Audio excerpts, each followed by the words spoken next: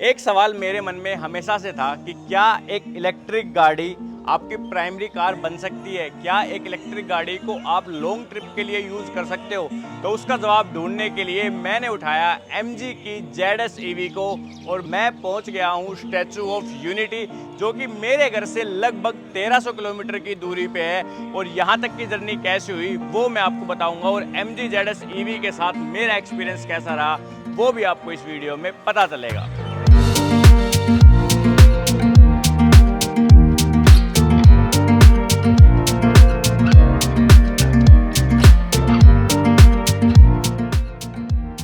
Good morning guys, आपको तो पता चल ही गया होगा कि हम स्टैचू ऑफ यूनिटी जा रहे हैं इस MG ZS EV को लेके, और हम अपने पहले स्टॉप पे रुके हैं। हम अपने घर से लगभग 50 से 60 किलोमीटर ऑलरेडी आ चुके हैं, बट यहाँ से आपको हम अपनी जर्नी दिखाएंगे क्योंकि गाड़ी को अभी चार्ज कर रहे हैं। स्टैटिक का यहाँ पे चार्जर लगा हुआ है, 60% अपनी बैटरी थी, इसको 95 के आसपास करेंगे और फिर चलेंगे। हम जो रूट फॉलो करने वाले हैं वो होगा जयपुर, जयपुर के बाद अजमेर, अजमेर के बाद उदयपुर, उदयपुर के बाद अहमदाबाद और फिर आएगा स्टैचू ऑफ यूनिटी।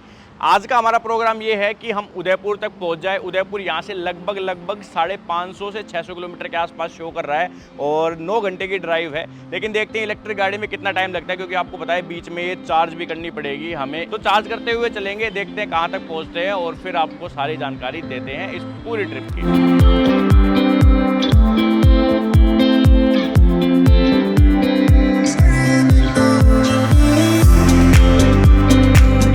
गाड़ी कर ली हमने चार्ज, 94% तक चार्ज होगी। मैंने 95 का डाला था उसमें ऐप में, लेकिन 94 पे उसने ऑटोमेटिक जो है वो बंद कर दी। 335 किलोमीटर की रेंज आई है, इनफ है नेक्स्ट चार्जर तक पहुंचने के लिए। जयपुर क्रॉस कर लेंगे हम इतनी इसमें रेंज में। और ट्रिप मैंने कर दी है रीसेट। गाड़ी हम स्टार्टिंग में इको पे चलाएंगे, रीजन को 3 पे रखेंगे क्योंकि इसका रीजन काफ़ी बढ़िया है, ये एकदम से ब्रेक नहीं लेता, नॉर्मल हाईवे पे अच्छा फील करवाता है। बाकी मैं बताता रहूँगा क्या कुछ सिस्टम है इसका, ठीक है। एंड एक चीज़ और दिखा दूँ मैं आपको, ये ना जो करंट वाली है वो अपनी रीसेट होती रहती है, गाड़ी ऑन ऑफ होती है या पता नहीं चार्ज होती है उसके बाद रीसेट हो जाता है, और ये वाली नहीं होती। तो 165 किलोमीटर जब हमारे पास गाड़ी आई थी तब से जो है हमने इतनी चलाई है। लगभग 65 किलोमीटर हम अपने घर से ऑलरेडी आ चुके हैं, मैंने बताया था आपको यहाँ पे चार्ज किए। तो 165 से अपन कैलकुलेट करेंगे इससे आगे का सब कुछ कि कितने किलोमीटर यहाँ तक जब हम वापस आते हैं तो कितने किलोमीटर चलते हैं और क्या कुछ पैसा हमारा लगता है। फास्ट चार्जिंग ही करेंगे हम मोस्टली, बाकी देखते हैं रिजॉर्ट में रुकेंगे, सब कुछ अपडेट आपको करते रहेंगे। तो चलिए चलते हैं फिर अपनी इस ट्रिप पे।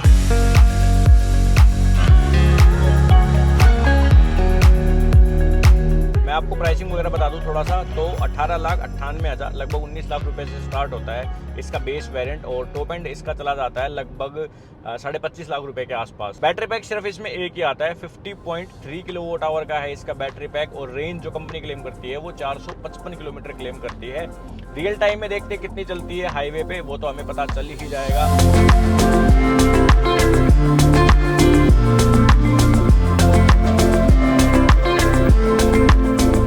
जयपुर बाईपास पहुंच चुके हैं हम, जयपुर बाईपास के ऊपर है और अपनी गाड़ी चल चुकी है 130 किलोमीटर और रेंज देखो अभी 179 किलोमीटर की दिखा रहा है। जब हम वहां से निकले थे तो 335 किलोमीटर दिखा रहा था, तो आप कैलकुलेट कर लो। अब मोटा मोटा 20 किलोमीटर के आसपास का डिफरेंस आया, आई थिंक 1 घंटा और 60 मिनट, लगभग 2 घंटे ही हो गए अपने को गाड़ी चलाते हुए। तो ये है अभी तक का स्टेटस।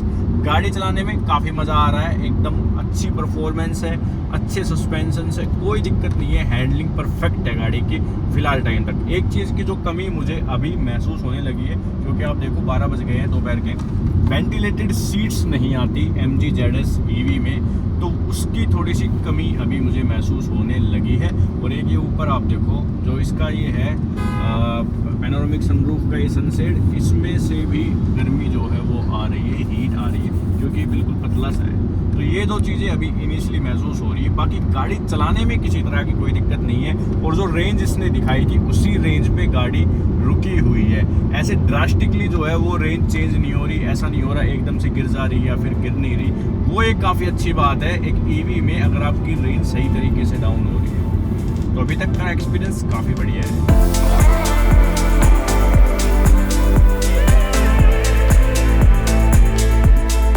तो जी फाइनली हमने अपना दूसरा स्टॉप ले लिया है। हम जो लास्ट बार चार्जिंग की थी हमने रेवाड़ी से, वहाँ से यहाँ तक लगभग 205 किलोमीटर की ड्राइव करके पहुँच गए हैं और यहाँ पे हमें चार्जर मिला है ग्लाइडा का। बीच में हमने एक बार और स्टॉप लिया था हाईवे किंग पे, लेकिन बस ये मान लो कि गाड़ी में बैठे थे और चार्जर पे टियागो ईवी चार्ज हो रही थी। हमारा प्लान वही था चार्ज करने का, लेकिन फिर यहाँ पे आ गए। यहाँ पे आके देखो, एक जो सबसे बड़ी दिक्कत है वो ये है भाई, इनोवा यहाँ पे खड़ी है, ठीक है, और इसी पे यहाँ पे बाइकें भी खड़ी है।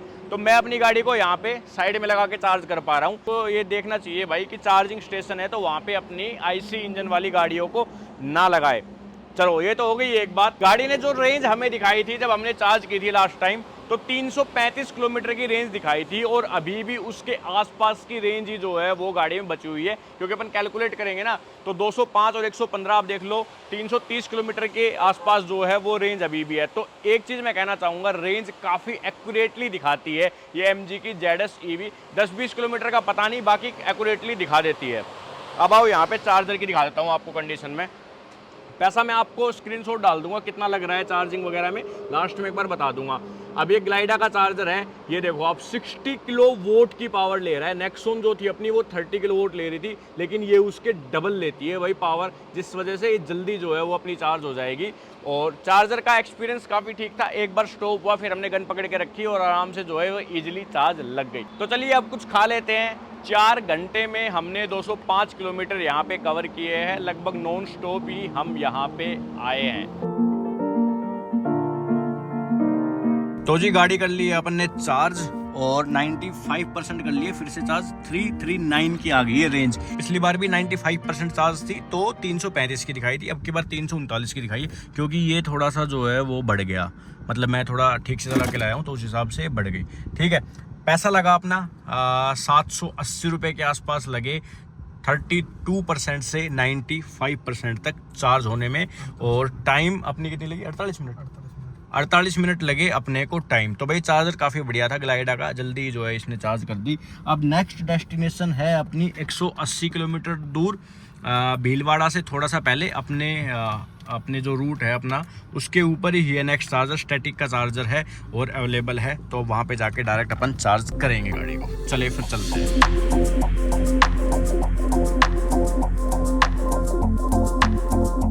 200 किलोमीटर अब मैं चला चुका हूँ इस गाड़ी को प्रॉपर हाईवे पे, और अब मैं इसके बारे में काफ़ी चीज़ें आपको बता भी सकता हूँ। तो सबसे पहली चीज़ आती है अपनी विजिबिलिटी। देखिए, विजिबिलिटी वाइज गाड़ी में किसी तरह की कोई समस्या नहीं है। गाड़ी क्रॉसओवर सेगमेंट में आती है और उस हिसाब से ही फील भी होती है। ऐसे एसयूवी वाली फीलिंग आपको इस गाड़ी में नहीं आएगी। अगर आप बहुत ही अपराइट सीटिंग देख रहे हो या फिर एक कमांडिंग पोजीशन देख रहे हो ना, तो वैसा फील नहीं होगा। सीट में अपने हाइट एडजस्टमेंट वगैरह के सारे फीचर आते हैं, इलेक्ट्रिकली आते हैं, तो आप आराम से एक कंफर्टेबल पोजीशन अपने लिए ढूंढ के और गाड़ी को ड्राइव कर सकते हो। 200 किलोमीटर में मेरे को किसी तरह की कोई थकावट अभी तक महसूस नहीं हुई। स्टीयरिंग का रिस्पॉन्स काफ़ी बढ़िया है। एक जो कमी इस पर्टिकुलर यूनिट में है कि इसका अलाइनमेंट में कोई इशू है या पता नहीं फिर स्टीयरिंग में कोई इशू है। ये गाड़ी थोड़ा सा लेफ्ट की तरफ जो है वो जा रही है, तो उस हिसाब से मुझे थोड़ा सा ये स्टीयरिंग पकड़ के चलना पड़ रहा है राइट की तरफ को। इसके बाद आती है फील की बात। सॉफ्ट टच आपको गाड़ी में हर जगह मिलता है, जैसे डैशबोर्ड पे हो गया, यहाँ पे हो गया, अपने स्टीयरिंग पे हो गया, तो मतलब कि ठीक ठाक फील आपको आती रहती है। बाकी MID गाड़ी की देखने में काफ़ी अच्छी है, लेकिन फीचर रिच मेरे को उतनी ज़्यादा नहीं लगी। इसमें कुछ फीचर्स जो है वो इम्प्रूव हो सकते थे, और इसका भी यही सीन है। देखने में, यूज़ करने में ठीक है, लेकिन ये भी उतना फीचर रिच नहीं है इसका इंफोटेनमेंट सिस्टम। बाकी ये बेसिक चीज़ें आपकी सारी दिखाता है, बेसिक काम आपके सारे के सारे कर देता है। देन अपने पास ये जो पर्टिकुलर एरिया है, ये मुझे इसका काफ़ी बढ़िया लगा। जो इसका गियर सेलेक्टर है ये काफ़ी अच्छा है, काफ़ी नीट एंड क्लीन तरीके से दिया गया है। जैसे इस तरफ मैं करूँगा R है, फिर सेंटर में N है, D है, तो मतलब ये बढ़िया है। पार्किंग का बटन जो है वो अपने को यहाँ पे दिया गया है। ऑटो होल्ड और इलेक्ट्रॉनिक पार्किंग ब्रेक का काफ़ी बढ़िया से यहाँ पे सिंक्रोनाइजेशन किया गया है। जैसे ही मैं गाड़ी को D में डालता हूँ तो अपने आप जो है वो पार्किंग ब्रेक हट जाते हैं, कई बार रिवर्स में भी जो है हट जाते हैं, तो मेरे को बार बार इस बटन को टॉगल करने की ज़रूरत नहीं पड़ रही है। मोड्स के और रीजनरेशन के और बैटरी के ये 3 बटन्स जो है वो मैंने सही बताऊं तो इस पूरी जर्नी में अभी तक छेड़े नहीं है, क्योंकि बैटरी की पूरी इन्फॉर्मेशन अपनी यहाँ पे भी है, अपनी यहाँ पे भी है। एंड जो अपना रीजनरेशन का है वो मैं घर से ही लेवल 3 पे करके चला था, और लेवल 3 पे करके चलो, आपको बिल्कुल कुछ भी फील नहीं होगा। टाटा की तरह ये हार्ड ब्रेकिंग नहीं करता, बिल्कुल ही नॉर्मल ब्रेकिंग करता है। तो आप आराम से इसको लेवल 3 पे करके चल सकते हो, बार बार छेड़ने की ज़रूरत महसूस नहीं होगी। रही बात मोड की, तो इको मोड में ही इनफ पावर है। हर एक इलेक्ट्रिक गाड़ी में काफ़ी बढ़िया पावर होती है, तो आपको पावर की भी कोई कमी महसूस नहीं होगी। स्पोर्ट्स में मैंने इसको कल ड्राइव किया था भाई, इसका स्पोर्ट्स बड़ा ख़तरनाक है। 8.5 सेकंड में जाती है ये गाड़ी 0 to 100। तो मैं ये कह रहा हूँ कि उसको आप यूज़ ना ही करो तो बढ़िया है, उससे रेंज भी जो है वो जल्दी ही डाउन हो जाती है। सो अब तक का था ये रिव्यू 200 किलोमीटर का। बाकी जाना अपने को आपको पता ही है 1200-1300 किलोमीटर के आसपास है, तो बिल्कुल अच्छे से पता चल जाएगा कि ये कैसी है, MG ZS EV कैसा परफॉर्म करती है। थोड़ा थोड़ा AC का फ्लो जो है वो अभी बढ़ाना पड़ रहा है, क्योंकि गर्मी भाई काफ़ी हो गई है और अपनी गाड़ी पे कोई भी शेड्स वगैरह नहीं है।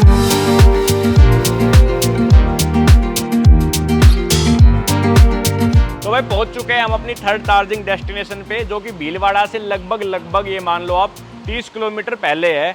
राजश्री करके होटल है और यहाँ पे स्टैटिक का चार्जर लगा हुआ है। हमने वहीं से चेक कर लिया था, चल रहा था और आराम से यहाँ पे लगाई गाड़ी और चार्ज अपनी गाड़ी हो रही है। लगभग 1.5 घंटे में दिखा रहा है कि 24% to 95% तक चार्ज हो जाएगी। पैसा कितना लगेगा पूरी जर्नी में वो मैं आपको वहाँ पहुँच के लास्ट में कैलकुलेट करके बताऊँगा। लगभग 180 किलोमीटर हम यहाँ पे आए हैं और हमने ये जर्नी लगभग 2 घंटे में कंप्लीट कर ली है। ठीक है, तो अभी तक का है ये स्टेटस। अब कुछ चाय पानी अपना कर लेते हैं और फिर आगे चलते हैं, देखते हैं। अब इसके बाद डायरेक्ट उदयपुर में जाके ही हम स्टे करेंगे। तो भाई चार्ज कर लिए हमने स्टैटिक वाले चार्जर से और हम यहाँ 5 बजे पहुँच गए थे और 1 घंटे में अपनी गाड़ी हो गई है 24% से 96%। ठीक है, देख लो 6:06 अपने यहाँ पे दिखा रहा है। इसमें 441 किलोमीटर की रेंज है, विद AC ऑन दिखा रहे हैं हम आपको सारी की सारी रेंज। मैं एक बार AC बंद करूँ फिर आपको पता चलेगा AC बंद में कितनी जाएगी। ये देखो AC बंद होती 401 किलोमीटर दिखा गया और AC ऑन हो जा भाई, ऑन होते ही 341 किलोमीटर। नेक्स्ट चार्जर डेस्टिनेशन है अपनी 150 किलोमीटर है यहाँ से, तो उस पर एक बार चार्ज करेंगे और फिर उसके बाद हम डायरेक्ट जो है वो एक होटल हमने देखा है हिम्मत नगर से थोड़ा सा पहले पड़ेगा, NH 48 पे ही है और वहाँ पे टाटा का चार्जर लगा हुआ है। बात हमारी हो गई है, तो फिर वहाँ जाके अपन रात को स्टे करेंगे और फिर सुबह निकलेंगे फटाफट से स्टैचू ऑफ यूनिटी की तरफ। उसके बाद उस होटल से स्टैचू ऑफ यूनिटी लगभग 5.5 घंटे के आसपास का जो है वो रास्ता पड़ जाएगा, तो हम सुबह निकल जाएंगे जल्दी और दोपहर तक पहुँच जाएंगे। चलो शाम के बज गए हैं भाई 6:30, 10 बजे चले थे हम और लगभग हमने 400 किलोमीटर कवर कर दिए हैं, जिसमें से मोटा मोटा आप ये मान लो कि हमने 2 घंटे के आसपास जो है वो गाड़ी चार्ज की है। टोटल अभी तक 3 चार्जिंग स्टेशन पे हम विजिट कर चुके हैं। 3 चार्जिंग स्टेशन पे हमने चार्ज किए, एक बार चार्ज करके निकले थे, उसके बाद एक सिर्फ। ठीक है, और गाड़ी का अभी ये सीन है कि जितनी बार भी हम इसको 95% चार्ज कर रहे हैं, ये AC ऑन में हमें 325-330 किलोमीटर के आसपास की ही रेंज हर बार शो कर रही है। ऐसा नहीं है कि कुछ गलत शो कर रही हो, और जिस हिसाब से हम इसको चला रहे हैं उसी हिसाब से इसकी रेंज ड्रॉप हो रही है। मैं कहना ये चाह रहा हूँ कि बिल्कुल एक्यूरेट है दोनों चीज़ें, रेंज कितनी आएगी और रेंज ड्रॉप कितनी होगी, दोनों चीज़ें बिल्कुल सही है। ये काफ़ी बढ़िया चीज़ है एक EV गाड़ी के साथ। पेट्रोल में तो क्या है कि अपन पेट्रोल पंप पे जाके फिलअप करवा लेंगे, लेकिन इसमें बहुत ज़रूरी है ये चीज़ें एक्यूरेट होना। अब देखो इको मोड पे हम चलाते हुए लाए हैं, बीच में मैंने एक बार नॉर्मल मोड पे चलाई थी क्योंकि चार्जर का जो डिस्टेंस था वो उतना ज़्यादा नहीं था, तो मैंने थोड़ा सा खींचा था गाड़ी को। अब मैं इसको फिर से थोड़ा सा स्लो कर रहा हूँ, हालांकि चार्जिंग का जो डिस्टेंस है वो भी अब की बार भी हमारा ज़्यादा नहीं है। एक बार दिखाना, ये 2 घंटे लगेंगे अपने को, 136 किलोमीटर है सिर्फ, लेकिन फिर भी हम थोड़ा सा अब की बार स्लो ही जो है वो इसको ड्राइव करने वाले हैं। रीजनरेशन हमने 3 पे किया हुआ है। अगर आपको नहीं पता रीजन से क्या होता है तो देखो, अभी जैसे मेरी गाड़ी 104 की स्पीड पे चल रही है और 13% पावर जो है वो कंज्यूम कर रही है। जैसे ही मैं अपने एक्सेलेरेटर पैडल को छोड़ूंगा, आप देखो -19% चलेगी पावर। अब पावर माइनस में जा रही है, इसका मतलब है कि बैटरी में रीजन होके पावर जा रही है, जिससे कि मेरी थोड़ी बहुत रेंज जो है वो बढ़ जाएगी। देखो अभी 13% है, जैसे ही मैं इसको छोड़ूंगा वैसे ही देखो, और मेरी गाड़ी जो है वो ब्रेक ले रही है। तो ये होता है रीजेन का मतलब कि जब आप ब्रेक लोगे तो जो एनर्जी बचती है उसको डायरेक्ट बैटरी में ये भेज देगा, जिससे आपकी गाड़ी की रेंज बढ़ जाएगी। नेक्सॉन की वीडियोज अगर आपने देखी है तो उसमें जब रीजेन को अपन लेवल 1, लेवल 2, लेवल 3 पे लेके जा रहे थे तो वो प्रॉपर रेंज जो है वो दिखा रहा था कि कितनी रेंज बढ़ेगी अगर आप इस रीजनरेशन लेवल पे गाड़ी चलाते हो। लेकिन ZS EV में ऐसा कुछ नहीं है, अगर आप इसको कम भी कर दोगे तो भी ये नहीं दिखाएगा कि भाई आपकी कितनी रेंज बढ़ेगी। देखो अभी लेवल 2 पे हो गया लेकिन 318 किलोमीटर ही है, और लेवल 1 पे भी ये 318 किलोमीटर ही शो कर रहा है। ओके, बट रेंज जो है वो डेफिनेटली इस चीज़ से बढ़ती है। अभी देखो हम जिस पावर पे चल रहे हैं, मतलब कि हमारी गाड़ी 1 किलोवाट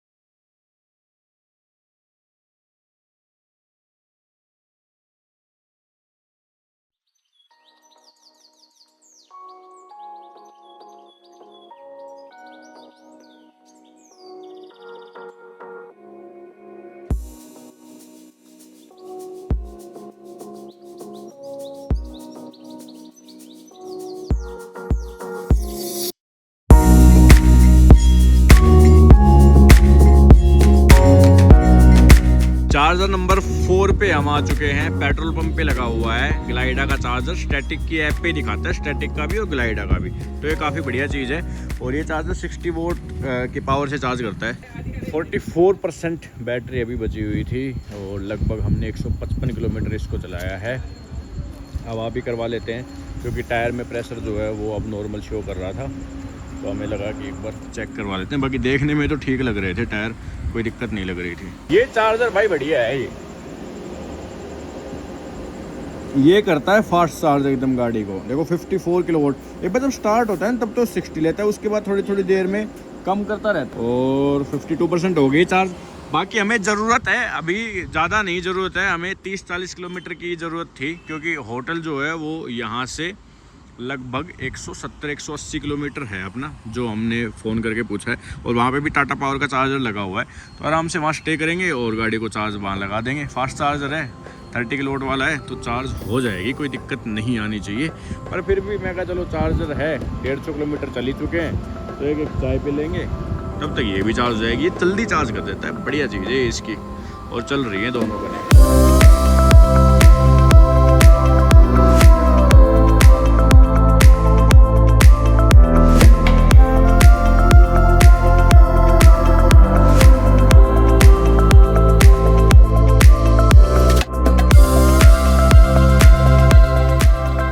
हम हैं अभी उदयपुर बाईपास पे, रात के बज रहे हैं अभी 9:30 और बात आती है अब गाड़ी की लाइटों की। लाइटें कैसी है या फिर नाइट ड्राइव एक्सपीरियंस कैसा है। सबसे पहली चीज़ तो बात करते हैं कैबिन लाइट की। ये देखो यहाँ पे जो अपने पास लाइटें हैं ये हो गई अपनी ऑन। आगे वाली लाइटें काफ़ी ब्राइट है, काफ़ी अच्छी लाइटें हैं, इनका थ्रो भी जो है वो प्रॉपर इधर की तरफ सेट किया गया है। लेकिन गलत चीज़ क्या है कि पीछे कोई भी कैबिन लैंप नहीं है, तो उसकी कमी ज़रूर महसूस हो रही है पीछे वाले पैसेंजर्स को। दूसरी चीज़, एक बार मैं बंद करता हूँ इनको, मेन हेडलाइट की बात करते हैं। मेन हेडलाइट मैं कहूँ तो डिसेंट है, ऐसा भी नहीं है कि काफ़ी ज़्यादा पावरफुल है और ऐसा भी नहीं है कि कोई दिक्कत वाली बात है, तो डिसेंट लाइट है। अभी आप ये लो बीम देख रहे हो, मैं एक बार आपको हाई बीम करके और दिखाता हूँ। ये देखो इसकी हाई बीम, ओके, तो डिसेंट है, मतलब मेरे को कोई गड़बड़ भी नहीं लग रही। पर जैसे एक होता है ना कि भाई पूरा रोड ही दिख रहा है, वो वाला सीन भी यहाँ पे नहीं है। दैन अपने पास जो IRVM है ये मैनुअल दिया गया है इतनी महंगी गाड़ी में भी, तो ये डेफिनेटली एक कमी है, ऑटोमेटिक हो सकता था।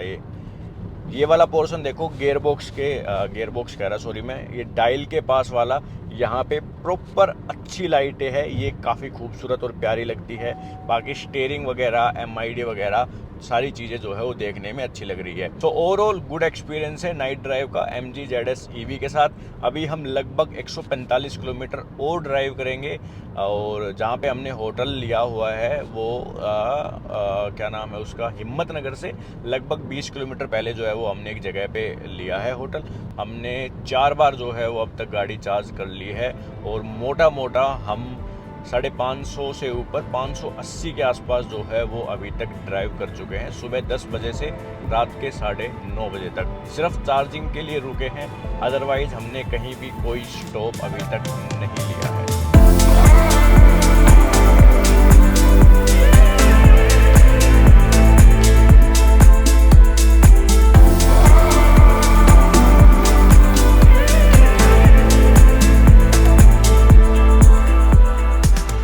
सुबह के बज गए हैं 7:30 और हम होटल से अपने निकलने वाले हैं। रात को हमने आपको बताया था कि यहाँ स्टे करेंगे। होटल है ये मैरी गोल्ड, NH8 के बिल्कुल जो है वो बगल में है। चार्जर यहाँ पे लगा हुआ है टाटा पावर का। रात को हमने आते के साथ ही चार्ज लगा दी थी और अपनी गाड़ी 1.5 घंटे में फुल चार्ज हो भी गई। 1 घंटा 40 मिनट जो है वो गाड़ी को लगा टोटल 24% से 100% होने में। तो अब यहाँ से डेस्टिनेशन अपनी बच गई है लगभग 300 किलोमीटर्स और टाइम जो दिखा रहा है मैप पे वो दिखा रहा है 5 घंटे। हम एक बार और चार्ज करेंगे। बीच में स्टैटिक का चार्जर हमने लोकेट किया है वडोदरा से थोड़ा सा पहले, NH48 पे ही है, तो उस चार्जर पे जाएंगे और वहाँ पे चार्ज करेंगे और स्टैचू ऑफ यूनिटी हम दोपहर के आसपास जो है वो पहुँच जाएंगे। होटल एवरेज है, फूड यहाँ पे रेस्टोरेंट था इनका, फूड भी जो है वो एवरेज है, मतलब ठीक ठाक है दोनों चीज़ें, प्राइसिंग वगैरह भी जो है वो ठीक है। तो चलिए चलते हैं अब और बाकी की डिटेल में आपको गाड़ी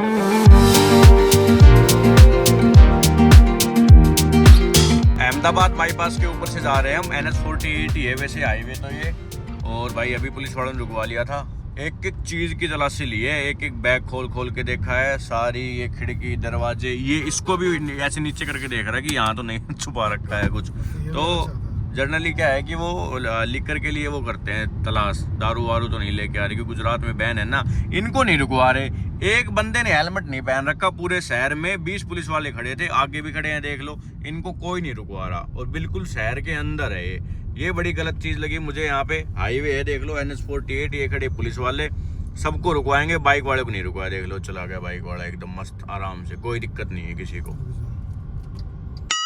तो भाई पहुंच गए हैं हम आज के पहले चार्जर पे। पूरी ट्रिप में ये 5th चार्जर है जिस पे अपन ने विजिट किया है और ये पहला चार्जर ऐसा है जिसके लिए हम अपने मेन रोड को छोड़ के थोड़ा सा जो है वो अंदर की तरफ आए हैं, क्योंकि वडोदरा जाने के लिए 2 रास्ते थे, एक तो ये वाला हाईवे था और एक एक्सप्रेस वे था। तो हम एक्सप्रेस वे से जा रहे थे, लेकिन चार्जर के लिए फिर हमें इस हाईवे पे जाना पड़ा और अब हम इस हाईवे से जो है वो थोड़े से किलोमीटर अपने कवर करेंगे।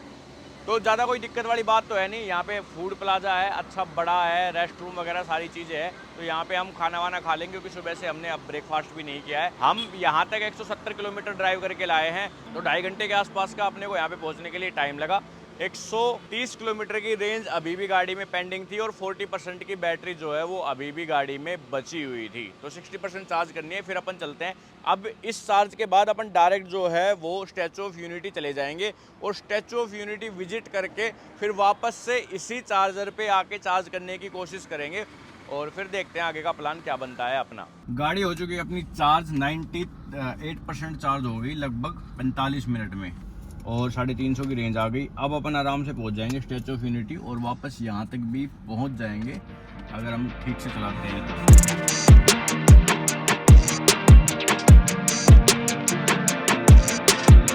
पहुंच गए guys statue of unity, 5 kilometre आगे है, लेकिन यहाँ पे छोटी सी एक समस्या क्या आ गई कि पुलिस वाले कह रहे हैं कि भाई पार्किंग वहाँ वाली जो है उसमें चल रहा है काम, तो आपको यहीं पे गाड़ी पार्क करनी पड़ेगी और फिर यहाँ से आप ये ऑटो वगैरह और इनमें बैठ के स्टैचू ऑफ यूनिटी जा सकते हो। हम सोच रहे थे कि गाड़ी वहाँ तक अपनी चली जाएगी तो वहाँ पे एंजॉय करेंगे, लेकिन भाई अब क्या कर सकते हैं, गाड़ी अपने को यहीं पार्किंग में ही कहीं।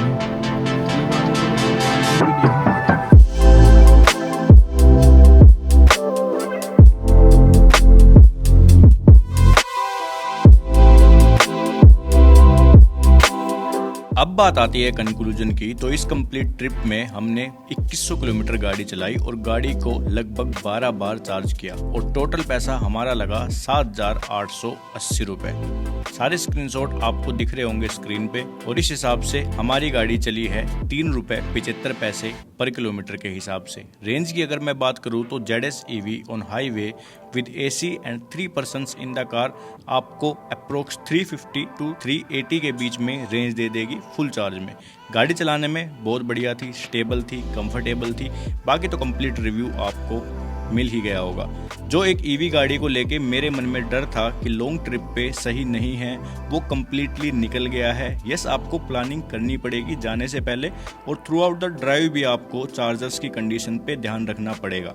मुझे कोई भी दिक्कत नहीं हुई उस पूरी ट्रिप में, एक बार भी रेंज एंजाइटी का सामना मुझे नहीं करना पड़ा क्योंकि इंफ्रास्ट्रक्चर काफ़ी ठीक था इस पूरे हाईवे पे, इस पूरी ट्रिप के दौरान। So it's a very good experience with the MG ZS EV and yes, you can definitely use this car as an primary vehicle. I hope आपको वीडियो पसंद आया होगा। वीडियो पसंद आया तो लाइक से सब्सक्राइब करना चैनल को बिल्कुल भी ना भूले। ऐसी अच्छी वीडियो हम आपके लिए लेके आते रहेंगे। इस वीडियो के बाद भी अगर आपका कोई सवाल रह जाता है MG की ZS EV के साथ या फिर EV गाड़ियों के रिगार्डिंग अगर आपका कोई सवाल है तो वो आप हमसे ज़रूर कमेंट सेक्शन में पूछ सकते हो या फिर आप हमें इंस्टाग्राम पे फॉलो करके वहाँ पे भी आप हमें DM में पूछ सकते हो अपने सारे सवाल। तो चलिए मिलते हैं आपसे किसी और ऐसी वीडियो में, तब तक के लिए thank you so much for watching this video.